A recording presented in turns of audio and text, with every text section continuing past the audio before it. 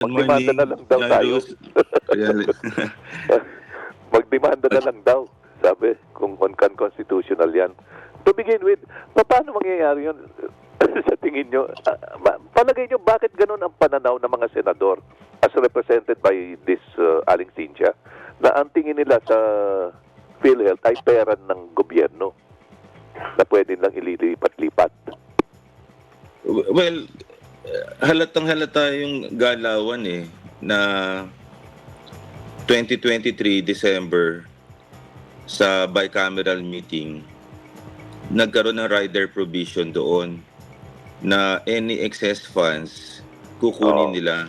Oo. Tapos, kung maalala nyo, nag-increase sila ng pondo kaagad ng premium 4 to 5% Enero. Tapos, Oo, Enero, hinirang oo. January 15 Oo.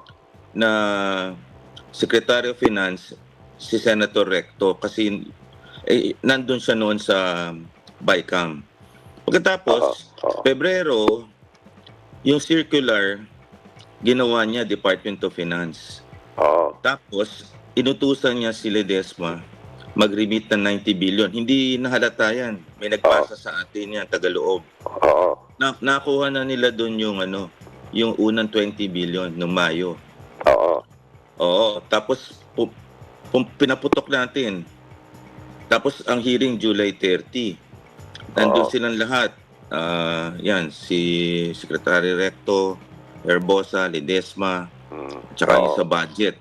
Oo. So, nung inupakan uli nila yung budget na kunin yung ni-remit, hindi pa natinag dun kahit meron ng petition sina Coco. So, ibig sabihin, ang galawan nito, pati yung paglilipat ng MAIX na yan, yung mga medical assistance, ayuda, AKAP, papabor kasi sa politiko. Kaya ang solusyon, sinasabi ni Senator Villar, magdemanda kayo. Alam naman natin, napakakupad ng judiciary kasi ang oral arguments, Enero pa. Natangay na nga yung 60 billion. Nung una dapat ng Agosto, nung nag-petition kaagad si Senator Coco, sina Dr. Raminguita, si Yusek Cielo Magno, hindi nila hinayaan na yung 30 billion matangay Nung November, nung mga justices na ang bumanat, siyempre, kahayaan, senior justices dati yun 1 week pa lang nag-TRO, pero natangay na nila kagad yung 60 billion. So ang galawan nito, magdemanda kayo. Kasi ayaw naman nating isipin na ang judiciary ay kampe. Connect the dots, hindi ko naman sinasabi. Kasi ang former Chief Justice, Executive Secretary. Ngayon, oo. I'm just trying to analyze bakit ganito kabagal yung TRO. Malinaw naman sa sikat ng araw na technical malversation yan Oo. Tsaka ang dami ng umangal, biruin nyo. Ilang organisasyon ng mga pitong doktor. petition Ha? Ang dami. Oo. Ang daming abogado, Sani Matula, Congressman Colmenares, Senator Coco Pimentel. Senator Coco Pimentel, Bartap Datcher pa yun. Former Justice, former Supreme Court Justice Antonio Carpio. Justice Morales, Ombudsman. Oo. Di ba? Oo. Commissioner Heidi Mendoza. Oo. May matitindi na yung mga taong yan. Hindi basta-basta. May audit, may ombudsman, may judiciary pa. Mga dating cabinet members. Di ba? Mga dating cabinet members. 94,000 na doktor sa ilalim ng Philippine Medical Association. Oo. So, 65 specialization mga medical societies. Samahan ng mga nurses, union mismo ng PhilHealth, mga kolumnista, mga manggagawa. ang basa ko diyan it's sorry but this is a widespread talagang connivance talaga ng all branches of the government. I'm sorry to say that kasi sa ingay na ginagawa sa social media at sa mga nagsasalita, at kahit hindi nagsasalita yung iba, Oho. ang bagal ng ating justice system. Oho. Yan ang una. Pangalawa, nanalata ko, Oho. yung Quadcom, hindi naman ako dun sa yung mga disallowance ng Oo. OBP. Pero Oo. 120 million yon, araw-araw yun. Ito, Oo. 90 billion itong umaatikabo. Oho. Hindi man lang nagpa-accountability sa lower house. Wala pa sa Blue Ribbon Committee hearing. Oho. Oho. Hindi naman ako kumokontra doon. Oho. Kung fair is fair. Pero ang layo ng 120 million sa 90 billion. And then Oo. kalusugan ito. Oo. At ngayon, Di ba? 74 billion ang tinanggal pa ngayon for 2025. Exactly. Oh. Tapos, yung galawan na hindi ba politika, yung DBP, PhilHealth, at saka yung Tinggog. Oo. Tinan mo naman ang pangalan ng programa. Maalagang Republika. Ano yung initial na Maalagang Republika? Oo. Tapos sasabihin hindi politika. Everything is actually about politics. Oo. Yan yung aking... Politics o plunder? O pareho na rin yun? Basta Oo, politika sa atin, politics yung o kahulugan, plunder. plunder eh. This is... Pandarambong. Mandarambong. Pangalawa, Oo. tamo yung galawan naman ng zero budget sa PhilHealth. Saka naman nakakita nun. Oo. Na, yun pala, ayaw nila magbigay ng 74 billion, nilipat naman nila sa AKAP, 26 billion. 21 sa lower house. Tapos sa Senate ay 5 billion. Aangal ka pa. Kaya ang sabi nga nung sa senador na binabanggit ko kaya, di, punta kayo sa Korte Suprema at i-challenge yung constitutionality. Oo. Kasi nakatanggap din sila eh. Oo. Di ba? Oo. Kaya ang question, wala talagang susulingan ng taong bayan kasi executive, legislation at saka judiciary mabagal. Yun ang concern ng maraming tao. Kung mamarapatin nyo lang, Dr. Tony, pakinggan lang natin maikli lang na ano ito, na sound clip, sound bite mula kay Coco Pimentel, Senator, at isa sa mga nag-question nga nitong tungkol sa PhilHealth, bakit tinatangay nila yung pera natin. Ito po maikli lang, mga kaibigan din, para malaman din natin kung ano nangyari. Matapos ratipikahin ng Senado at ng House of Representatives yung pinag-usapan ng maliliit na grupo sa Bicameral Conference Committee. Go. Which I'm just stating for the record and of course in the interest of transparency because it involves Congress, our institutions, Mr. President. After the BICAM, the Senate's budget will be increased by 1.1 billion pesos and the House of Representatives budget will be increased by 17.3 billion pesos. So ang start ng Senate, 12.8 billion pesos plus 1.1 billion pesos. Ang budget natin is 13.9 billion pesos.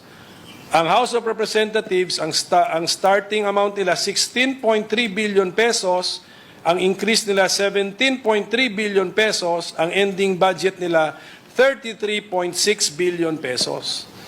Ang aking lang basic point dito, Mr. President, kung ganito rin pala ang ending ng mga ang amounts, bakit hindi na lang linabas natin sa plenary at tiniskas? Bakit kailangan sa BICAM pa mangyayari ito, Mr. President, na halos lumampas pa sa doble ang budget ng isang chamber na bala ko sanang samahan na, salihan next year, Mr. President. Yun, mga kaibigan, narinig natin, Dr. Tony, narinig natin. Yun Narinig. palang, tinapyasan nila yung PhilHealth, tinapyasan yung education, tinapyasan ang science and technology, nilipat sa DPWH, naging, ang budget ngayon ng 1 trillion. DPWH, 1 trillion, mahigit, 1.1 trillion. Tapos, dinoble pala yung budget ng House of Representatives at dinagdagan pa yung sa Senado. Palihim. Palihim. Lahat. Oo, palihim. Grabe, Palihim lahat, hindi transparent. At yung DPWH, hindi humihingi yan ng increase. And yet, in-increasean nila. At flood control projects lahat, halos yan, Oho. na hindi natin nakikita. Yung Oho. humihingi ng budget, like DepEd, DOST, at saka PhilHealth, hindi nila binigyan, tinapyasan pa. Yung mga social services Oho. na kailangan ng tao, which is the human capital, yun pa ang tinapyasan nila. Tapos yung iba, reeking with money already, dinagdagan pa nila. Yun nga, hindi, that's really insane eh, di ba? Aha. Kasi tingnan natin ano po. Nung 2020, almost 5 years ago, nung 2020 po, no? Sinita ng Commission on Audit ang Department of Public Works and Highways. Ang budget nila noon 550 billion. Ano po, para sa public works. Sinita sila, ba't hindi nyo ginasta ito? Ano nangyayari sa inyo? Tutulog-tulog kayo dyan. Humingi kayo ng 550 billion, hindi nyo nagasta. Ibig sabihin, hindi nila kaya. Kasi siguro, konti ang engineers nila, konti yung kung walang ganong programa, hindi nila kaya yung absorptive capacity ba na mag-implement. Eh ngayon, dinoble nila, 1.1 trillion. Dinoble na ngayon pa. Dinoble. Oo. Yung kalahati lang, hindi nyo magasta para sa publiko, para sa public works. Dinoble nyo pa. Ano ibig sabihin yan? Di ba? Ibubulsa. Ibig sabihin, hindi sila consistent. Kasi if they were saying na ang PhilHealth ay may low absorptive capacity, na mas kailangan ng taong bayan, hindi nila binigyan ng budget. Yung hindi nangangailangan ng budget na slow-moving, na wala ka nakikita, in-increasean mo pa. Ay hindi naman humihingi ng budget yun. So basically, pupunta yun sa SOPs eh. Alam naman natin yun eh. Pero, okay, balikan po natin kasi kayo ang eksperto rito sa PhilHealth, ano? Kasi kayo mga nagsulong po nung yung Universal Healthcare Act of 2018, ano po? Kayo ang nakipaglaban talaga ng gusto para maipasa ito. February, tanda ko yan eh. Last day ko yan eh. February 19, 2019. Oo. So, sa Malacanang. ano po ba dapat ang pinaglalaanan ng PhilHealth na pondo ng PhilHealth? Ang dapat paglaanan dyan ay yung top killer diseases ng bansa na worth 800 billion. Heart attack, cancer, stroke dahil sa high blood, diabetes with dialysis. Yan ang top 4. So, kunyari, maten ka ng mga lamay, yan ang at saka number 5, yung pneumonia. Pero dun sa apat na binanggit ko, that's around 756 billion according to the World Health Organization na kailangan mo para masawata mo yon at para mapababa mo yung out-of-pocket expenditure. Yan ang motibo ng UHC. At para mapababa mo yung babayarin, yung premium rate. So, noong 2012, nung ako ay 1 peso consultant ni Secretary Ona, sinabi ko yan kay Secretary, hindi matutuloy yung kalusugang pangkalahatan ninyo kung walang pondo. Saan tayo kukuha, Tony, ng pondo? Ay dito sa syntax po, ano ibig sabihin ho nun? Lahat na nagkokos ng bisyo na ikamamatay ng Pilipino, taasan natin at ang pera dadalhin natin sa PhilHealth. Abay, maganda. O di na isulong 1 year. Naipasa yan, December 20. Kaya alam ko, December 20, nasa Malacanang kami nun eh. Si Pinoy ang nagpasa niyan. Ngayon, maabot na yung syntax ngayon, from what I heard, dapat may oversight committee. Yearly yan, umaabot na siguro sa 500 billion. Ngayon, hindi natin alam kung nasa niya, nakalutang. Yan yung problema natin. Yan ang hindi pa nakikita natin na nasan yung syntax money. Ang pinagdidiskitahan lang natin yung ordinary manggagawa na binabawasan natin. Pero yung sigarilyo, yung alak at yung soda, nasan yun ngayon? Yung kinukolekta ng BIR. Yan yung other question na malaki. Ihinalo na po doon sa contribution natin sa PhilHealth mula 1995 naman bago po sumingit, bago pinasa yung Universal Healthcare Act. Ako, isa sa mga may hulog doon na mula 1995. That's correct. Kasi tatrabaho na ako noon. Magkano Oo. na natapya sa kinikita ko mula noon? Ako, Ano po? hindi naman ako nako-confine eh. Oo. Kaya nga, ang sinasabi ko, ito naman with due respect to Senator Cheese, dahil at si Senator Grace po, hindi nyo nagagamit yan eh, naka-imbak yan eh. Di dapat, bago nila ginawa yon at sabi nila gusto daw nilang parusahan yung PhilHealth, dapat ang unang ginawa yan, sinibak dapat, sina Herbosa at si Ledesma. Correct. And then, Oo. yung pera, yung outpatient package, dapat ginawa parang HMO. Oo. Tapos, yung emergency package na nasa emergency room ka, kunyari na aksidente ka, hindi ka papakonfine, chinarge. Oo. At dapat may pension plan tayo na parang SSS, GSAS. Kunyari ako, di ko nagamit yan. Oo. Nung nag-60 ako, nangako ako ng lump sum dahil nagtrabaho ako sa privado, sa SSS. Oo. Ngayon, dahil hindi ko nagamit yun, naisip ko, magandang batas na dapat din nilang ginawa. Pag ako'y 60 na, at in my sunset years, na hindi ako nagtatrabaho, doon papasok ang degenerative diseases, heart attack, stroke, cancer. Oo. May pantulong ka doon sa either GSIS or SSS na pension mo. Hindi, Dahil wala. hindi mo nagagamit eh. So, Oo. gamit na gamit yung pondo na sinasabi Oo. nila. Di ba? Oo.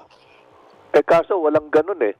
Walang ganun. Pag ma-hospital ka ngayon, ang bill mo, 300,000, 500,000, ang bibigay lang sa'yo ng PhilHealth, 35,000 na tulong eh. Exactly. Ngayon, kasabay natin halos ang Thailand as a middle income country. Akalain mo sa Thailand, 9% ang out of pocket lang. Kunyari, 100,000. Ang babayaran mo lang 10,000 pesos. Oo. Halos libre. Oo. Halos libre tayo. Ang binabayaran natin ay 50%. Oo. 50% on the average yun. Ha? Oo. So ang problema, dapat ngayon, ang projection nun, tandang-tanda ko 10 years, pagpasa ng Universal Healthcare in 2019, Oo. sa kalagitnaan, dapat 30% na. At sa 10 years, dapat 10% na. Oo. So, wala tayong ganun. Ang Thailand meron, Taiwan meron, other countries in Southeast Asia meron, tayo lang ang wala. May syntax pa tayo. Oo. Yun ang problema natin. Oo. Tsaka yun nga, ang problema nga, yung sinasabi nila, hindi nyo kasi ginasta. Pera namin yan eh. Hindi naman pera ng gobyerno yan. Ba't nyo Exactly. Di ba? Pera namin yan. Kung hindi namin ginasta, kalukuhan ng mga nilagay nyong tao dyan. Di ba? Exactly. At saka, napagkamali nila yung reserve ay surplus. Oo. Kasi, yung reserve na yan, nire-require talaga ang isang pre-need fund agency na meron kang pondo. Parang sa bahay. Ito na lang, simplihan na lang natin explanation sa mga taong ba. Sasabihin ko sa misis ko, may savings ka ba?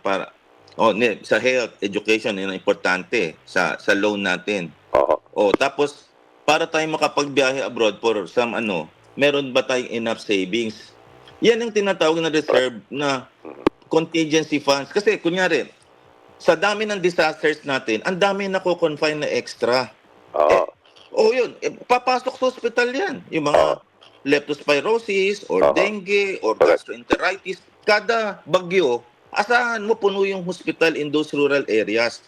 So, doon gagamitin yung PhilHealth for the contingency. Pero every year, for the top killer diseases of the country, which is 80%, parang Pareto principle, the whole 100% pie, 80% lang pumapatay sa Pilipino. At yun ang dapat nilang i-focus. Hindi yung maliliit. Yung nagmamayabang silang ganito. Na eto, ang liliit nun eh. Hindi ka makakanti. Pero yung nasa emergency room, heart attack, magkano ang angiogram? 50 mil. Magkano ang bypass? 600,000 pesos. Magkano ang pagka na-scan ka for stroke, ang MRI ay 30,000.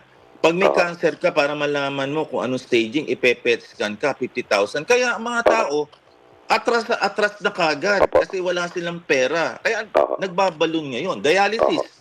Kung merong outpatient package ka sa blood sugar mo, sa creatinine mo, quarterly, kunyari ang bala niyan 20,000 per year sa tagal ko. Di hindi magkakaroon ng dialysis, ay magkano binabayad natin sa dialysis every year? 17 billion a year. Umaatikabo. So you prevent people from getting into the hospital. So meron kang preventive, which is the outpatient package, emergency room, para sa hindi naman mako-confine, and yan, Oo. mga vehicular accident, ang dami niyan. Tapos pauuwiin, Oo. para hindi mapunong ospital. Yun Oo. ang dapat ginawa nila, solusyon, hindi Oo. parusa. Eh, Kasi, ang progreso pinagmamalaki sila ng, eh. Oo. Ang pinagmamalaki ngayon ng mga pinuno ng PhilHealth, ng mga appointees ng Malacanang at kinonfirm ng mga congressman at senador ay, pasalamat kayo, meron na kayong ngayon, pondo pang heart transplant. Pang kidney transplant. Ilan ba Diyos ko, sa atin ang kailangan ng kidney transplant? Diba? Ilan lang naman na nakikidney transplant at Oo. pahirapan pa bago mo makuha. Oo, tsaka Ang ang kidney transplant, Dr. Tony, kadalasan anong edad ka? Nako, matatanda ka na bago mo makuha yan. Oo. Ang karamihan ng mga, 119 million tayo, no, na Pilipino. Lahat tayo miyembro dapat ng PhilHealth, di ba? Dahil yung That's mga correct. inuhulog natin, tapos yung mga binibigay na para mula sa sin taxes, kasama mga dependents natin, tsaka mga seniors, ano po? Meron ba That's correct. transplant ng kidney na 1-year-old? O Yun na 45 nga. years old? Kaya nga, yan, Diba? yan. Ngayon, Yun ang pinakamalaking bahagi ng populasyon natin. yan ang hindi nila naiintindihan. Kasi tapos ngayon, ito bagong datos sa sasabihin ko. Dalawa. Oo. Ang nakaka-avail lang ng PhilHealth ay middle class at upper class majority. Oo. Dahil yung mahirap kasi, pagpasok sa emergency room, hahanapan ng deposit eh. Wala silang HMO card na may ceiling na 200,000 on the average plus savings. Oo. So, yung mahirap, Oo. aalis na. Oo. Kaya yan ang isang revelasyon. Pangalawa, yung mga binanggit kong sakit, heart attack, Oo. cancer, Oo. stroke, Oo. sa mahihirap na sakit yan at saka sa mga bata ngayon mas dumadami dahil nga ang dami nagbe-vape, ang daming kumakain ng mga junk food. Oo. So ngayon, ang nakikita namin sa ospital, alam mo ba, 30 years ago, sa maniwala ka sa hindi, 4 lang ang bed namin sa dialysis no ako residente. Oo. Ngayon, 40 beds sa aking ospital, tapos 3 shift. 3 shift, 320 persons yun. Oo. Akalain mo yun, pag nakita mo sila, halos, sorry, living dead na lang. Maghintay ka na lang kung magkaubusan kayo ng pera. Oo. And then, yung iba na nagbabantay, yung asawa nila o anak nila, non-productive din kasi nagbabantay sila doon sa may sakit Oo. So, ang problema, hindi nila nakikita yan Oo. Hindi nakikita. Sana, bago sila nag-bold decision ng ganyan, dyan sa BICAP na yan, nagpatawag muna naman sila ng stakeholders at consultative forum kung paano mauubos yung pera bago nila hinayaan. Di namin kayo bibigyan. So, wala kang counterpart yung senior citizen, Oo. yung PWD, yung indigents. So, ang nagbabayad ngayon, the greater branch, ang nagbabayad ngayon, yung direct contributors. Social insurance yan, paano nangyari naman ganyan? Anong counterpart ng gobyerno? Oo. So, ang nangyayari, ang nagbabayad ngayon for the PhilHealth, tayo, instead of the Tayong government, kumikita, ang nagbabayad para sa lahat. para sa lahat. Oo. Ilan Wala lang nang naman ang counterpart ang middle class government. tsaka upper class. Diba? Yes. Ilan lang tayong middle class at yung mga ilan lang silang upper class kumpara sa taong bayan, sa mga mamamayan, ng mga maralita at maliliit na kita. Maralita, hindi naman natin sinasabing hindi sila tutulungan. Pero Oo, hindi pwede. ang equitable acts, ang dapat talagang bigyan ng access, yung mahihirap kasi sila yung Oo. hindi makaka-afford at sila talaga Oo. yung may sakit. Oo. So dapat dun yung counterpart ng government, hindi nila pinagkait yun Oo. Ang pinagkait nila, tinikis nila. Oo. O kasalanan niyo, we will not give you money. Kalokohan yun Oo, pati yung pera natin kinakanila Pero to begin with, ano po? Ito pong sinasabi yung mga deadly, mga Killer diseases of the killer country diseases based on the natin. Philippine Okay. Statistics Authority. How do we find out to begin with kung meron magkakaganito tayo? Magkaka-heart attack, magkaka-cancer, How do May we find out? outpatient package ka dapat na libre. Kunyari, Oo. ako, pupunta ako, accredited PhilHealth doctor. Oo. Hindi na kailangan. Basta may PhilHealth ka, automatic pupunta ka doon, Tapos may bala yan. Pupunta ka, let's say, dun sa, ang paggawa niyan is hospital o nagpa-check up po ako kay Dr. Juan de la Cruz o magkano yung check-up. Parang dialysis din, bumababa sila sa accounting kung magkano ang masusubtract. Automatic yun. So malalaman nila, parang ATM, kung magkano na lang yung balance mo. Kunyari, bigyan natin isang laboratorio, high precision or whatever, o credited. Pag swipe nila, alam nila kung ilan na lang ang natitira doon. Kunyari, you're entitled to 2 check-ups a year. Diba? Sa madaling salita, dapat pwede tayong pumunta sa mga ganyan, yung mga private testing laboratories or sa mga doktor, Exactly. Pero para sa ating mga blood extraction, blood works, hindi sa malaking hospital dahil alam naman natin mas mahal doon. Pero marami tayong mga laboratory na magaganda na hindi kasing mahal sa 5-star hospital. Siyempre, mahal doon eh. But they are very good. Ang dami niyan. Kaya naglilipatan na. Yung mga testing clinics natin ngayon, ang dami naman yan. So dapat covered ng PhilHealth 'yon. Yes, precisely. Yung halimbawa, test para sa sugar. Yung sugar. Or sa ECG. yung mga urine sample natin. Urine, creatinine, yung mga basic lang. Creatinine, para sa yung mga ganun, creatinine, FBS, CBC, urinalysis, basic yan na hindi mo yan gagawin. Kasi, paano malalaman kung X-ray po, diabetes tsaka ka? pati yung mga MRI, yung mga ganun, pati sa mga aksidente. Exactly. Kunyari may Hindi breast kino-cover cancer ka. Mammogram, kailangan yan. Yan ang number 1 cancer in the Philippines. Breast, ang dami may breast cancer. Ultrasound, ang dami may liver cancer ngayon. Diyos ko po. Dr. Tony, as normal citizens, na wala namang kapangyarihan tulad ng Kongreso at ng mga PhilHealth board members, ano po ang magagawa natin para maayos naman po itong nangyayari sa sistema? Yan, tinangayan tayo ng pera. Ang suggestion ko sa ngayon, talagang mag-file talaga sa Supreme Court at nagbabalak na rin yung mga kagrupo namin, medical community, at saka yung mga petitioners na dati pa at PMA, na itong budget ng 2025, i-challenge yung constitutionality. Kasi nilabag nila dyan 2 Republic Act Universal Healthcare Law na automatic magbibigay ka dyan at ang sin tax law.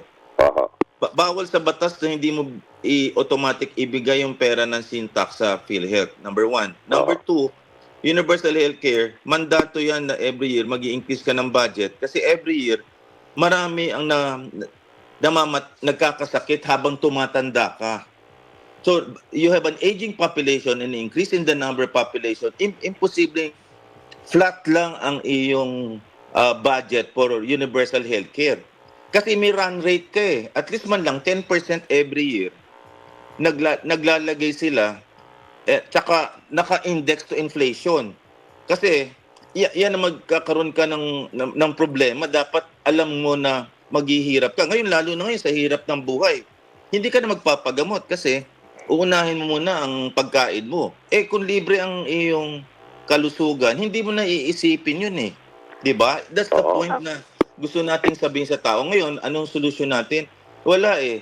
Even if you turn blue at kahit magmarcha ka, wala makikinig eh. Because they control Dr. Tony, everything.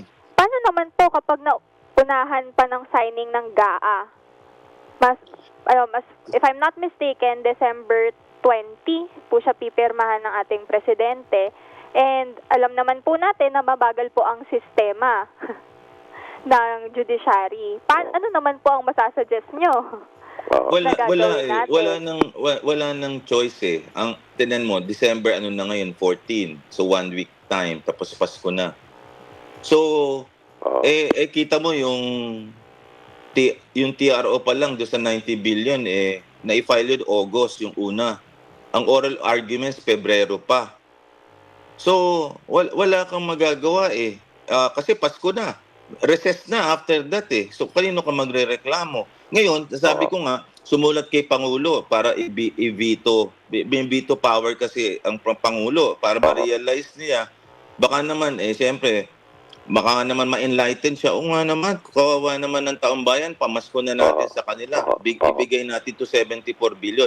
Ang pag-asa mo na lang, sumulat sa Pangulo, which I think gagawin, for veto power. Number 2, wala ka na magagawa. Magpapile ka na talaga sa Supreme Court kaagad yan. At hopefully, with God's grace, hindi ko alam kung ilan ang oral arguments yan. Baka matagal pa. Kasi ano namang mangyayari doon nga sa 90 billion, ang tagal eh. Tapos may recess pa, hindi uli madidiscuss to Jairus, Lisa, kasi February 15, 45 days before election, naka-recess na ang Kongreso eh. So paano madidiscuss pa yan kung may magre-reklamo? Kasi ano na eh, kampanya na eh. Tsaka kung magbibito si Presidente ngayon, ba't hindi siya nag-veto last year nung ginawa na ito ng PhilHealth ng Kongreso sa atin? Oo, kasi nilipat yung pera natin na nagpasa sila ng tinaasa nila yung unprogrammed budget for 2024. Exactly. Ano po? Tama ka. Kaya tinangay nila yung pera natin sa PhilHealth para pondohan yon. Di ba? Oo, tapos at tama ka. At yung unprogrammed budget na yun para sa pork barrel nila. Ba't tayo maniniwala o aasa ngayon na magbibito na naman itong isa? Hindi magbibito nga. Kasi nga, inamin nga under oath sa Senate, nandun ako, ni Ledesma, nasa harap niya ako eh. Inutusan lang daw siya na Malacanang, good soldier siya. Kung nanggaling nga yung utos sa kanila for unprogrammed appropriations para sa pork barrel, hindi magbibito ang Pangulo. At bakit naman tayo asa sa Korte Suprema ngayon, kung yung dating nakasalang na dyan, na ginawa ng 2024, ginawang, biruin nyo, magkakaroon ng oral argument sa Enero pa. Enero 14. Ginawa na sa atin yan nung Mayo pa. Hindi, inilipat pa, February 4 na ang oral arguments. Kita mo? Yun nga eh. At ang balita natin sa loob ng Korte Suprema, natatakot silang suwayin ang Malacanang at Kongreso kasi 106 signatures lang, impeach na sila. Isa o lahat. 106 signatures lang. Ang daling makuha po niyan ng yung 106 signatures. Kung magpasa sila ng batas, yung supermajority, 300 mahigit eh. Ang pumipirma eh. Miski sa toilet paper nakasulat yung impeachment complaint, pipirmahan nila eh. Approve without thinking, kumbaga. Oo. Wala tayong mahihita kasi nga yung third chamber dapat yan na live stream eh at publicize eh. Wala, ayaw nila. Tapos magugulat tayo. Buti dati meron nagche-check si Senator Ping Lacson ng mga budget insertions sa BICAM. Ngayon wala nang mata para doon eh. At wala na nagcha-challenge sa ginagawa nila eh. Wala na. Wala na. Ay, nako. Anyway, sige. Ang kailangan gawin na lang natin, unang-una, taasan natin ang ante ng ating reklamo upang sa ganon, mag-roll over yan sa election and hopefully ma-enlighten ng Filipino public na wag iboto yung slate ng administration. Yan lang ang ganti natin eh. Yan lang ang ganti natin. Kasi if we will elect the same guys there na supported by the administration, then we are perpetuating an error. Yan ang isa. So we have to increase the ante and clamor our voice right now because your voices will turn into votes. And then, pressure natin ang judiciary na decision nila in the people's favor. Yun lang ang pag-asa natin dito. Kasi wala. Midterm election is pivotal for us kasi we will elect the right leaders in the zona. Meron na tayong mga fiscalizers doon na at least man lang meron. Yun ang silver linings lang natin na nakikita. Pero kaya nila pinupunuan ng pera ngayon ang mahihirap. Because yung mahihirap, aasa ka sa kanila, patronage politics. Alam natin yun. Kaya ang ginawa nila, since it is working for many years, ginawa nila, nilegalize nila yan eh. Diba? So kailangan, ang gawin natin, itaas natin ng ante ng ating pagrereklamo and hopefully this will actually turn into votes for the midterm election. And piliin natin based on their competence, their honesty, their love of country. Dapat ganun natin sila tingnan. At tayo, dapat hindi tayo passive right now eh. Nakita ko yung dating activist dati during the sin tax law. Nanahimik eh. Aha. Nanahimik eh. Hindi naman dapat ganun. Nananahimik tayo. Lalo na ngayon, ang lakas ng social media. Nananahimik. Either pagod na o wala namang mangyayari. Aha. Pero pag wala naman tayong ginawa. Naghahasa ng bulok. Oo nga eh. Okay. Sige Diba? po, thank you. Thank you very much po sa pagbibigay niyo ng impormasyon tsaka nung palagay ninyong kuro-kuro niyo rin dito, sir. Thank you for sharing this with us para na-enlighten din yung ating mga mamamayan.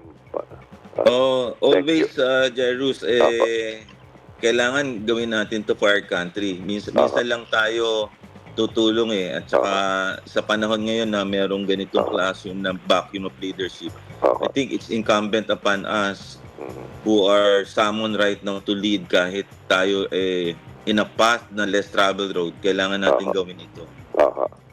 God bless and mabuhay po kayo, sir. Once again, that was Dr. Tony Liachon, Health Reform Advocate.